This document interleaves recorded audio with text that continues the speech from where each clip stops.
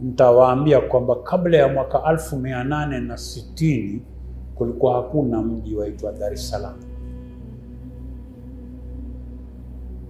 Kulikuwa na maeneo ambayo walikuwa wakiishi watu, lakini maeneo matatu. Na nasema hivi, naona pana dharura kwa sababu najua shule hamfundishwi, misikitini hayazungumzwi, wala makanisani wala majumbani maneno haya hamwezi kuyasikia. Na ndipo palipo mapungufu katika jamii yetu na udhaifu, kwa sababu hatujijui twatoka wapi, tuko wapi na twenda wapi, kwenye mabano vipi.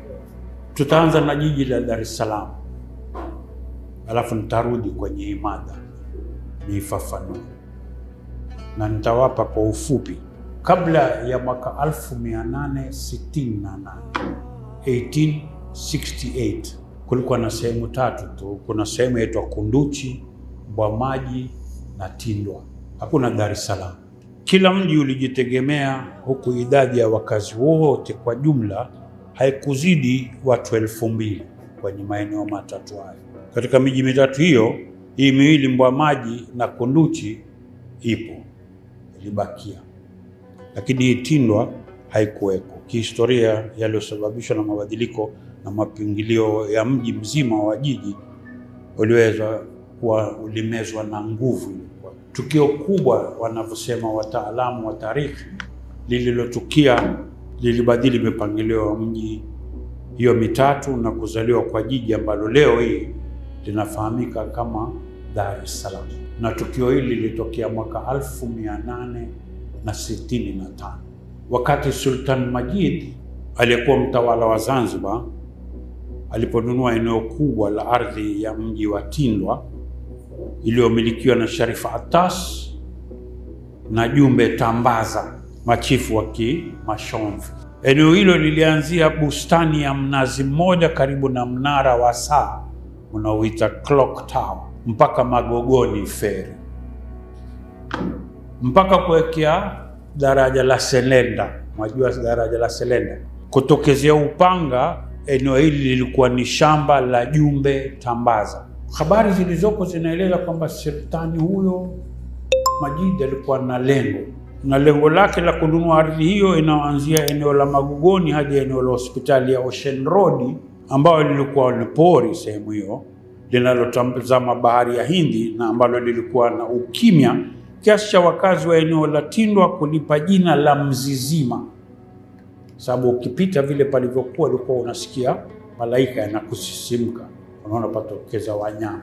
Alinunua hilo eneo na kujenga majengo makubwa kwa ajili ya kufungua chuo ama shule ya kufundisha dini ya Kiislamu, kwa lengo la kueneza Uislamu kutokea hapo kuelekea maeneo mengine ya Mrima, Pwani na bara hadi Kongo na Burundi, na kwa watu wa nchi za ukanda wa Afrika Mashariki, Afrika ya Kusini na Afrika ya Kati.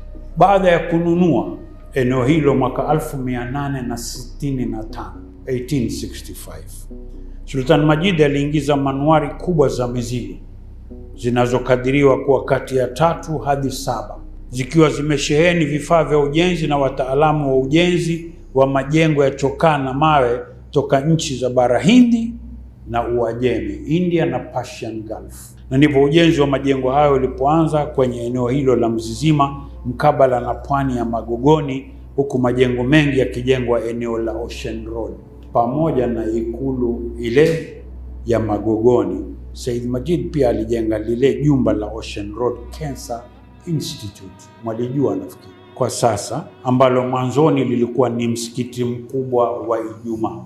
Mlikuwa mwajua kama msikiti mkubwa wa Jamia uko pale?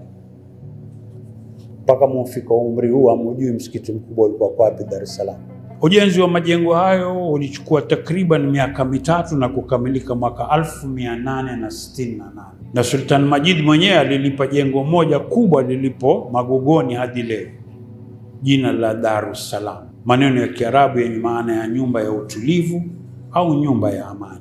Na katika lango kuu pameandikwa maneno kutoka kwenye Qur'an, Suratul Hijr aya ya 46 isemayo, udkhuluha bisalamin aminin, ingieni kwa salama na amani. wakoloni wa kizungu walipokuja Tanganyika, mahala hapo ambapo palikuwa na msikiti mkubwa wa Ijumaa, pakafanywa hospitali iliyojulikana kama Ocean Road European Hospital, iliyokuwa ikiwatibia wazungu peke yao.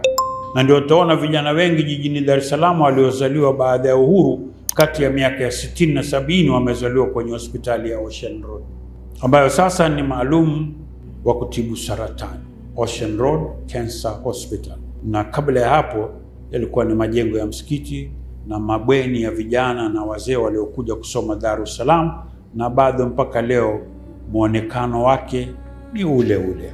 Hichi ni kipande cha Dar es Salaam, sikumaliza, ni karatasi ndefu.